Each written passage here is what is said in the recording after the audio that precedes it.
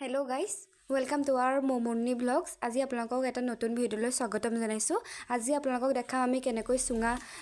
চাউল খালো। আপোনালোকে ভিডিঅ'টো চাই যাওক।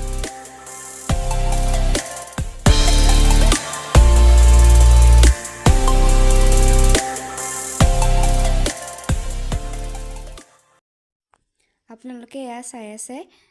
আমাৰ মায়ে সুঙা চাউল বনোৱাৰ আৰম্ভ কৰিলেই প্ৰথমতে এই চাউলখিনি 2-3 ঘণ্টাৰ কাৰণে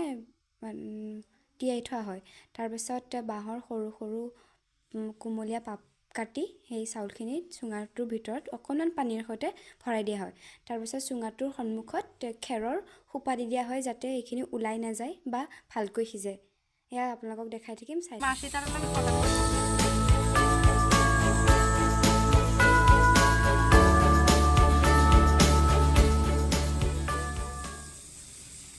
আপোনালোকে চাই আছে আমাৰ সুঙা চাউলটো সিজোৱা হৈ গৈছে এতিয়া বাবাই এইটো সুঙাটো কাটি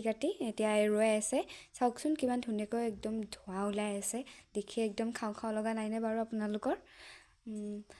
আচলতে বিশেষ কোনো অনুষ্ঠান নাছিল বাৰু দে আমাৰ ঘৰত কিন্তু